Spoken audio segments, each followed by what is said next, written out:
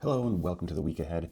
This week I'm doing something a little bit different because I found the last week and even the days going into last week to be confusing. And I didn't actually trade well all of last week, and I was racking my brain trying to figure out what did I miss? Like what in my analysis was wrong? What was I overlooking that had I noticed it, things could have been better. And I think I've kind of figured it out. So I wanted to walk through what I've realized, and it all has to do with the mode that the market is in right now.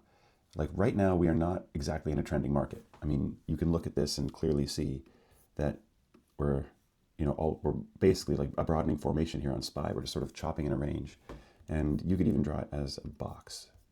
We're sort of trading in this box here on SPY, and it's even worse if you look at QQQ.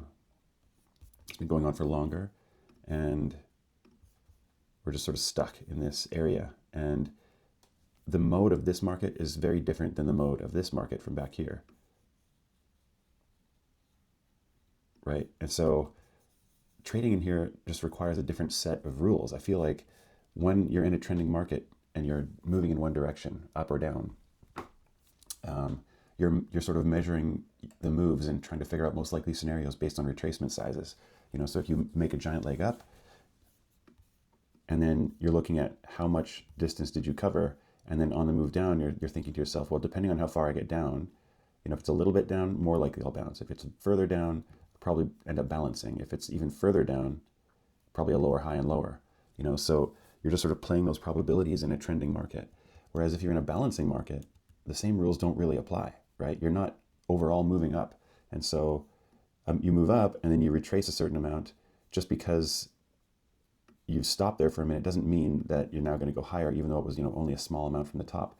You're overall in a fixed area, and so those same rules just don't seem to apply. You could come down just a little, come up a little bit more, come down just a little bit, maybe even a little bit more, come up a little bit more, a little bit more, down, up. Like this is what it means to be in a sideways market. You can't really know for sure. And so what I've realized, and I'm going to show you guys today, is when you're in this sideways market, what you're really doing, and I think this probably applies to most markets, but it's really, really obvious in these kinds of markets once you start to look for it, is you're looking for exhaustion, right? You're looking for key levels to be reached, and then you want to see, is that level going to have follow through when it's reached, or is it actually going to cause a reversal? And when you're in a sideways market, and that happens where you get, for example, here was a top right there. We broke that top, and then did we continue? No, we came back in. And so when you reach those tops, those are really important levels. And I'm looking at this on the daily right now, but as with all things with trading, when you're trying to figure out what's going to happen on one time frame, it really helps to look at what happened on the higher time frame. And so specifically, let's just go back and look at the weekly chart. And so, for example, we had a few weeks up here, 3 weeks up, and ended with a top right here. So we'll call this like a weekly higher high. And at the bottom of that higher high week, it was actually an outside bar on this week, but there was a key exhaustion level down there. There was a weekly higher high. I'll just call it low. And let's go out to the monthly time frame too and take a look there. So we had, this was our monthly stair step low, because we were stair stepping up for these 3 months, and then that was this monthly stair step low. Okay, so let's go back down to the daily. So this was our weekly higher high top, and then we came in and we actually set that monthly stair step low right there. And then we started to rally up. We had a really nice rally, 1, 2, 3, 4, 5, 6, 7 days straight up, and a 7-day move straight up. We did have an inside bar in the middle, but stair stepped the whole way, and then we reached the top. And what happens at the top?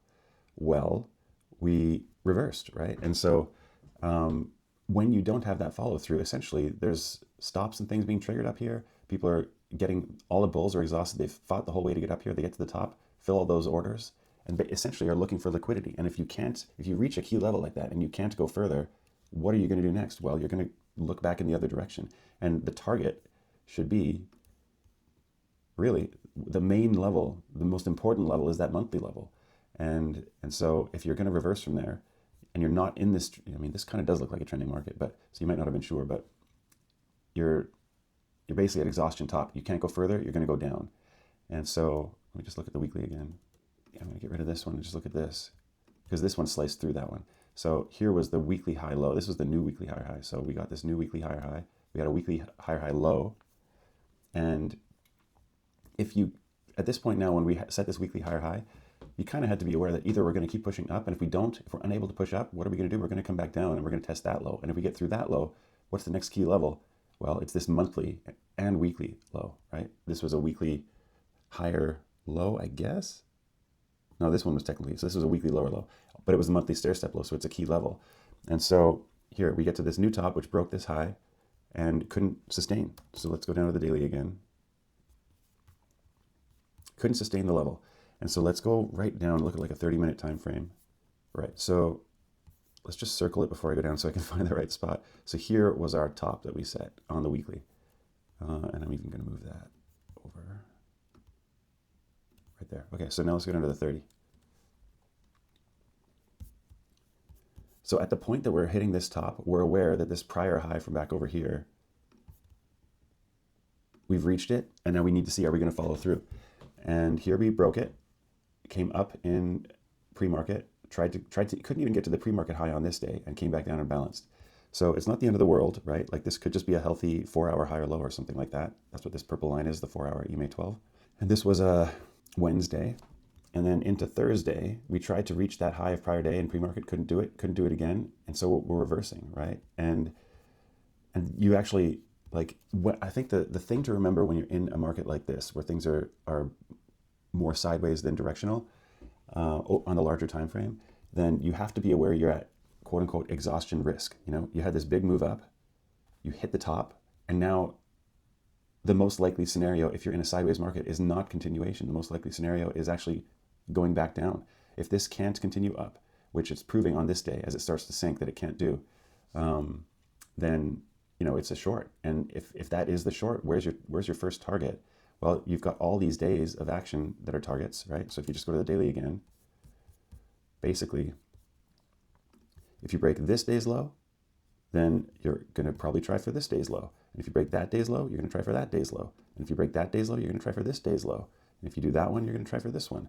And on this one day, it wiped out 1, 2, 3, 4, 5 lows on that one day and then bounced. So let's go down to the 30 again. Getting a lot of lines on here now. But you can see we had that day where we just erased all those stair steps. So people had stops on those days where they were getting long each day and putting a stop below at the bottom of again, levels matter, especially on higher time frames. So when you're on the 30-minute or anything under the daily time frame, you're looking at a chart, you got to be aware that those daily levels matter, especially if you're stair stepping. More and more stops are going in under each day, and people are raising their stops under the prior day. And so if you get a flush like this, where here it wipes out this one, then boom, it wipes out another one, boom, it wipes out another one, boom, it wipes out another one. Those really matter. And once it wiped out all those days of stops, it bounced. And but does that mean it's going back to the highs? I mean, I think if you asked me on this day, I'd think, oh, cool. It just did a stop hunt and then bounced really strongly. So it's probably going to go up through these highs. But again, all that matters is, it doesn't matter what you think it can do. It matters what it does. And so here, what does it do?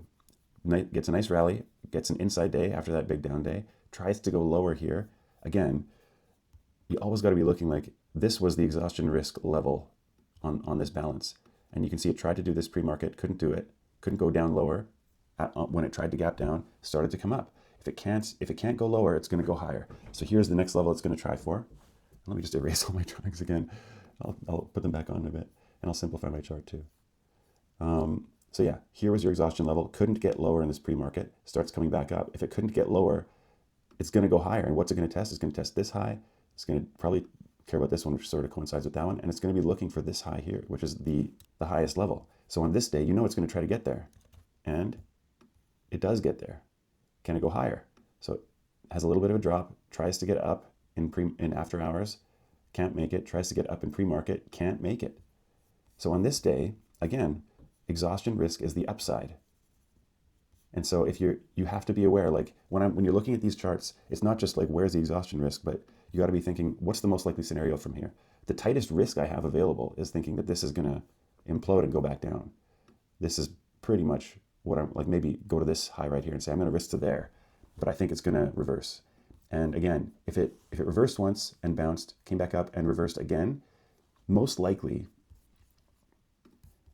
when it gets down to this level here where this bottom was, it will have to contend with that bottom. And if it can't go lower, it's going to go higher. It tried to go higher, couldn't do it. So what's it going to do? It's going to go even lower. Then you get a lower high. And after that, now this level is done. So where's it going to go next? Here. You see what I mean? And so next level after that will be here. So go out to the daily and just mark them off. This was that monthly stair step, right? Let's just make sure. Yes, right there is the monthly stair step. And so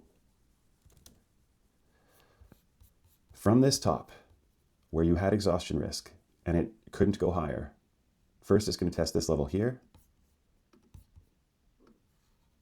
It did it. It tried to bounce, couldn't succeed.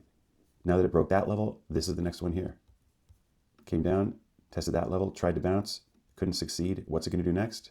It's going to go lower. Where's the next liquidity? Way down here.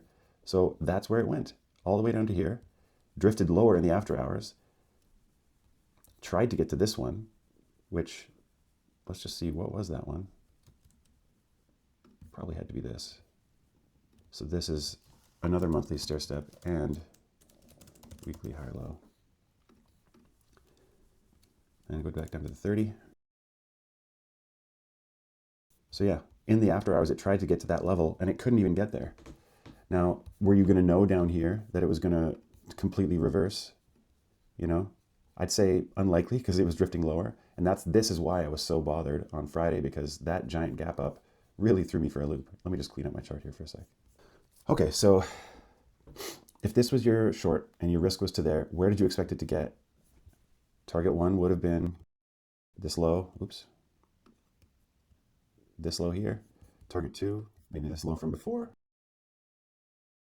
And after that, you can just see from this low down, this is the next area here. So that's the next spot. And it did it.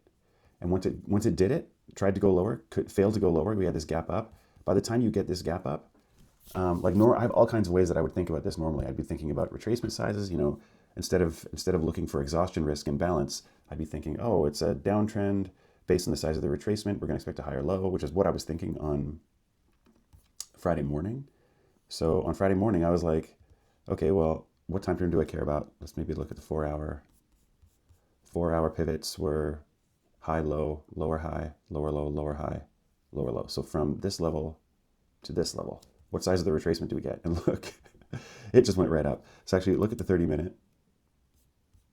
Got a lot of drawings on here. I'm going to get rid of this short trade. I'll get rid of this.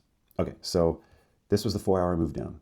And so I'm coming into Friday, we're gapping up here. And at the point that we're here, I'm already aware this gap up puts us over a 50% retrace of the move down. So standard rules tell me, I'm expecting a 4 hour higher low, or not, at 50%, not so much, but the higher we get up here, the higher likelihood we're going to get a 4 hour higher low. So my expectation in the morning was either a quick higher low or a move up and a higher low and continue. And we didn't get that. We just got straight up. And we completely erased that move down, right? And so at this point still, I'm thinking, I need a 4 hour high low. But that's trending thinking, right? That's just like, if I'm going to get long, I need a higher low to buy where I can have a spot where I can get a right side of the V. So I get a move down, I get a bounce, and on the smaller time frame, this is going to be full of little higher lows. So I find one of those higher lows to get long with a stop below there, and then I ride this up, because where am I looking for it to get now? Okay, well, let's figure that out. On the way down, where were the places that it stopped? Well, first, let's look at the daily time frame. So on SPY here, we already did it. We broke the high of this day on the gap up. I think we might have even done that. And then this was the next target, which it did both. It took out this one and this one all in one day. And so the next target is back here at the all-time highs. So this is the next one. And then obviously the actual tippity top would be the last one. And guess what I'm going to be looking for when we get there? Exhaustion risk. I'm not going to be thinking that it's going to just rally up out of this and keep going. I'm going to be looking to see signs of a top. Same way I should have been back here. And so that's the lesson. That's the thing to be thinking about. In a balancing market, you're just looking for what are the important key levels that once it gets to them, it's either going to continue from there, and if it does continue, what's the next key level that matters? And if it can't continue and it reverses, what's the target where it's going to try to get to? And if it can't, if it can't get to that target, then expect it to reverse and go back in the direction it had been going again. So this was a crazy rally. Let's go back down and look at the 30 again really quick. So this was the high of the low day, and we basically took that out right off the open. And so at that point, you kind of needed, you weren't sure, right? Like, is it going to continue up and take out the next high, which is this one up here? And so you need signs of knowing, like, well, should I join this trade even though we had a giant gap up? And to me, this is hard. This is really difficult trading. If you've already taken out the first area of liquidity that you were looking for it to take out, and then you just, at this, you can see there was an inside bar there on the 30-minute time frame. Let's go to the 5-minute and see what did that look like. So on the 5-minute, you did get a higher low, and it was a little tricky. Classic. Let me get rid of some of these lines so we know what we're looking at. Because the only ones that matter now are the high of this day and the high of this day, right? And so basically we got above the high of Thursday here on Friday, came back down, tried to get back below into the range to go lower, couldn't do it. And so again, I say it was a little tricky because of the wicks here, right? You could have said like this was a stair step down, 1, 2, 3, 4 stair steps down. Make it bigger. And when you break the high of this stair step, your trend is going to continue or it's not. It's going to reverse. And so this was a little tricky move here where they had a bottom here that when you broke the high of this bar, that's your stop, goes right there. And they broke the high, came back down, wicked out all these people, which is kind of a jerk move. And then that was the actual higher low. That's what ended up working. So again, like tough trading, knowing where to buy that gap up. I think probably the safest thing is if you really feel confident that that was the bottom, it was an exhaustion bottom because it was just such a harsh flush all the way down to a key level, like a monthly low, and you really think it's going to reverse, then you either have to risk to this low of day. So you're getting long, as soon as it breaks this and then holds there, you're basically getting long here with a stop right there, or the actual true legitimate stop would be down here, whatever the low of prior day was. There. And then you're just kind of like, well, my guess is we're going back up because we're trading in a range. We're not in a downtrend. We're actually on the larger time frame in a pretty strong uptrend, right? Even weekly. Pretty strong uptrend. And so when you're in balance like this in your tops, most likely scenario is it's going to just search for liquidity in both directions. And a lot of the time what that ends up looking like is a broadening formation where you've got a high and then a higher high, and then that results in lows with lower lows, right? You can just see it happening here. So this high, they got above it, couldn't continue. Where are they going to go? All the way back down and test this low. Tried to get lower, couldn't do it. Where are they going to go? All the way back up and test this high. Okay, got there, couldn't continue up. What are they going to do? Go all the way back down and test this low. They did it. Okay, couldn't get lower. What are they going to do? Go all the way back up and test this high. Right? And at some point, that balance, that game of searching for the top or the bottom is going to end, and then we'll know. Then we'll know which direction it's going to go. It's just the opposite of what you're used to trading, which is normally a tightening pattern, right? This is what you're used to in a trending market is you go up, hit a high, get some little balance, rest for as long as you need to, and then continue on your trend.